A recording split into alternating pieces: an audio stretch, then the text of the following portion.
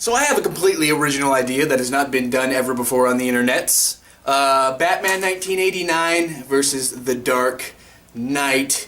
This is crazy stuff. A lot of people talk about this a lot because, you know, these movies have a lot in common, and they're the most successful Batman movies at this point, and they tend to be definitely in the conversation for what is the best Batman movie. There's just something about both of these movies that has a magic quality that none of the other Batman movies have, and there is a lot of other really good Batman movies, but these two seem to be the two that just got it right at the right time. Let's go ahead and just start with who's the better Batman, okay? So, I mean, it's probably a huge mistake on my fucking part to put this as the first category, because you guys could just take off after, especially if you don't agree with me. But for those of you who know me, you probably won't be surprised by this, but my favorite Batman is Michael Keaton, and then Batman 1989. In fact, he's my favorite Batman out of all the movies. I think I said this before when I reviewed all the movies. So, no big surprise there. And Christian Bale isn't really the most popular Batman anyways. I mean, he's not George Clooney, that's for damn sure. But I've never heard anybody like really defend him because he's so outrageous. I mean, his voice in The Dark Knight, you know, that was the only thing that I couldn't take serious when I saw that movie. It's too much, you know. A vocalist in Dying Fetus, maybe, but not so much Batman, okay? I understand, you know, when I first heard Christian Bale's voice a little bit in Batman Begins, I was like, that's pretty cool, you know, it's a little bit more intimidating, but after a while, it's like, look at this fucking cookie monster. Now, Michael Keaton, on the other hand, has a very, very different approach to it. I don't know if it was his idea or it was Tim Burton's. I don't care. It's better.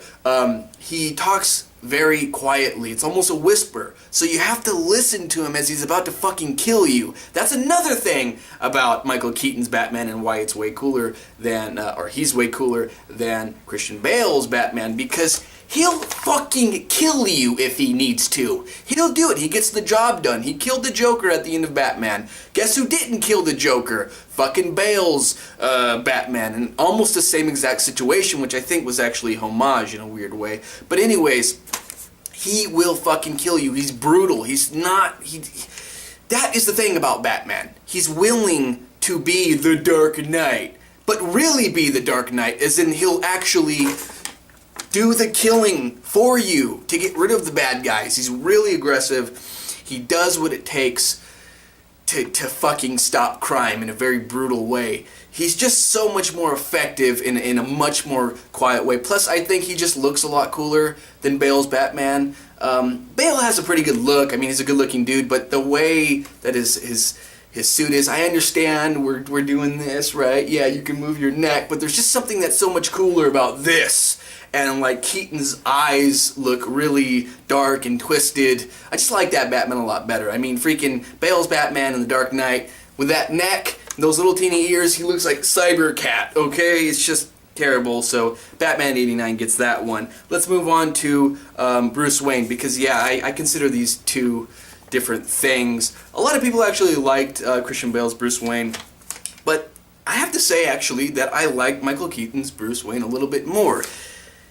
Almost in the same way that I like his Batman a little bit more. He's mysterious.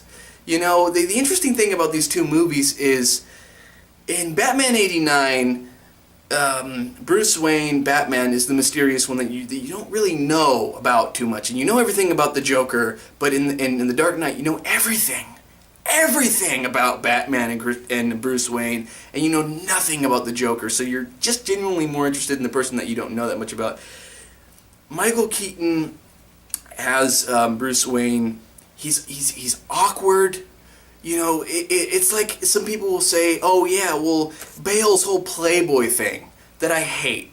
But I understand, you know, what it's kind of going for. You know, if you be the complete opposite, nobody's going to think that you're Batman, right? Nobody's going to think, because you're a Playboy, you don't even know what the hell's going on. That's okay, I'll give them that. But Keaton's awkwardness, he just seems like a guy that doesn't even want to leave his mansion, but like still you can tell that there's so much more there. I just feel more of a connection with Keaton's Bruce Wayne, and he's a little bit more interesting to me. I understand that Bale had better writing to work with. There was a lot more depth that he had to deal with. But I kind of didn't like that as well. I mean, it was just every little thing that he did was so deep. I'm like, what does this symbolize? You know, whereas Keaton's Bruce Wayne could just do something, and the viewer, the watcher, could just figure out, okay, you know, he's deep too. You know, he still visits where his parents died, and he leaves the roses and everything. That's all good. In my opinion, I like Keaton's Bruce Wayne in '89 better than Bale. Let's move on to another big one, the Joker. All right, yeah, this is a big one. First of all, Jack Nicholson and Heath Ledger, phenomenal. Both of them for completely different reasons. Just absolutely phenomenal. Two of the best villains to ever be in movies, period. I don't even care about the superhero category, period. Both these guys. I mean, Jack Nicholson is the Joker, period. Like, in every movie he does, oh, he's the Joker. I mean, just the way he looks. He was the Joker before they even decided to do this movie. And he is a much different Joker than Heath Ledger's Joker. But at the time, his Joker was different than anything before that. He kind of took the original Joker from the 60s show and made it a lot more twisted, a lot more adult, and he's scary. It's scary. You know, he really is. To this day, I'm an adult. There's some scenes where I'm truly kind of cringing, and I want that for my villain. And he's, you know, he seems to be an older Joker. I mean, yeah, he's kind of semi-balding, right? But there is, when the Joker gets older, his hair recedes back a lot, so that's cool. Heath Ledger, a much different Joker, a much younger Joker. Obviously, he's just getting started. He just met Batman. You know, you don't know what the hell he's doing in this movie. You want to know more about him, all this good stuff. I have to give this one by a hair, actually, to The Dark Knight with Heath Ledger. Phenomenal performance. Probably the best villain to ever be in any superhero movie ever. Just what he did, and the fact that everybody thought that he wasn't going to do anything great with it. I remember when everybody first found out that he was going to be the Joker, he had some big shoes to fill with Jack Nicholson, but by the time that movie came out, everybody forgot about Jack Nicholson, and he is just, I mean, on almost any freaking superhero movie that you watch, after that one, you can tell that they're trying to aim for better villains now, because The Dark Knight, in my opinion, is really all focused around the Joker. That's what you go into that movie talking about the Joker, and you leave talking about the Joker. Let's move on to the female role. I know nobody cares about the female role in fucking superhero movies, but I have to say it just because I fucking hate Rachel Dawes in those movies. I don't care who's playing her. She's so boring, and she's not interesting. As much as I didn't like Selena Kyle, I was happy that Rachel Dawes was gone. That was one of my favorite parts of The Dark Knight. In fact, another reason why I like Heath Ledger's Joker so much is because he killed everybody lame in that fucking movie that we didn't care about. They're all dead, alright? And he killed Rachel Dawes. Thank you, Joker. You're amazing. I don't know. It's just, she's not interesting, and she's a fucking whore. You know, like, oh, I want to be with Bruce Wayne, but then I kind of want to be with Harvey Dent. And I like the attention of both of them. This is what the fuck is this? Sex in the City? Fuck you, Rachel Dawes. I'm glad that you're dead. Vicky Vale, on the other hand, is definitely a lot better. Just the chemistry that she has with Keaton or Bruce Wayne in that movie is really interesting. The fact that they meet in the movie instead of being childhood friends, I think, is a little bit better. You know, she's a photographer. She's trying to figure him out. She actually meets him. She's better looking than Rachel Dawes, and you know, she's good with the secret. She also struggles with being with Batman. She's better looking than Rachel Dawes, and she genuinely cares about Bruce Wayne and what he's struggling with, and you know, his thing with his parents. And she's really trying to figure him out. And she's way better looking than Rachel Dawes. So definitely going to give this one to Batman '89 with Vicky Vale. She wins. Yes. Moving on to the supporting cast. Yeah, I put them all together because I didn't, once again, want this video to be too long. This includes, of course, Alfred, Commissioner Gordon, Harvey Dent, who is actually in Batman '89, by the way. He has a much smaller role, but he's in there. And, you know, just the rest of the supporting cast. There's different ones in the original '89. There's different ones in The Dark Knight, like Lucius Fox and everything. The reason why I put these all together is because unanimously I gave this one to The Dark Knight. They're just way better actors. I mean, come on. They just are. They really gave a lot of life to these characters that had pretty much no life in the original Batman. It was all about Batman and the Joker, you know, Michael Keaton, Nicholson. They actually used to put that on the poster for the original because that's pretty much all it was. But and the Dark Knight. It's just a phenomenal cast. Probably the best thing about the new Batman movies. Moving on to the Batmobile, which I'm going to absolutely give to Batman '89. Along with that being my favorite Batmobile out of all of them, even the 1960s one, I would say that the Tumbler, fucking big-ass, huge, dumbass tank, is probably my least favorite Batmobile. It just looks ugly. I understand the whole, you gotta be big, and it's crazy, and it flies, but it's so ugly, though. So that's that. And the original one is, I think they just got it perfect that first time. It's sexy, it's smooth, it's dark, it's got the bat wings on it. But yeah, definitely Batmobile. I mean, obviously, this one, I haven't heard anybody defend that stupid huge tank anyways. So, and then I actually made a category called Batman's Other Gadgets, because he does have other gadgets in both these movies, but there was no head-to-head. Like in '89, he had, his belt. He had like the stereotypical, like the little thing where where'd he go? And then he has like the thing. But mainly he has the Batwing, which is really cool actually in Batman '89. I love the scene where he flies up to the moon and he makes the bat symbol. Good shit. Definitely one of my favorite scenes of all time.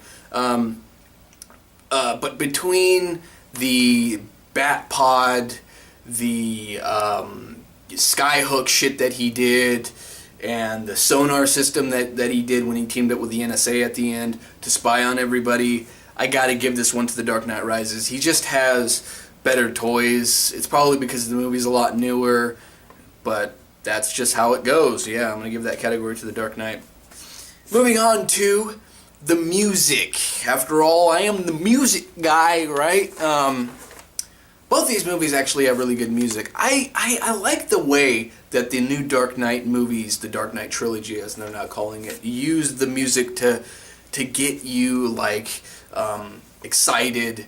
They blended it well with whatever was going on. I really liked the little strings and and stuff like that. But it was missing that huge, just outrageous brass section that you got in the first Batman movie, the first couple Tim Burton ones. And even they changed it a lot, but it was still crazy in the terrible Forever and Batman. But anyways, I'm gonna give this one to Batman '89. Is basically what I'm trying to say. It's to me, it is the Batman theme, the official Batman theme. It's just amazing. You can't get any better than it.